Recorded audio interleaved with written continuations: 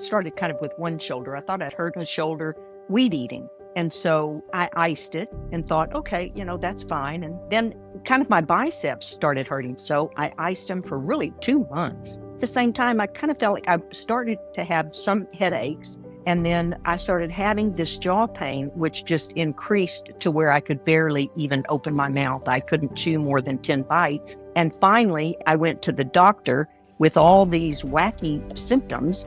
She gave me a steroid shot and a CPAC. And then the next week, it was still there. And that's when my husband had Googled some of these symptoms, and he had come up with this giant cell arteritis. And we went in, and I said all my symptoms were still there even after a week. And he mentioned the giant cell arteritis situation. And she said, well, there's really just no way that you can have that. And so we said, oh, okay. She gave me more medication. And then a week later, we ended up in the emergency room. And they explained with the giant cell arteritis, you had to have a biopsy. And there were only certain doctors that were able to do the biopsy. And so they gave me the 60 milligrams per day of prednisone and sent me home.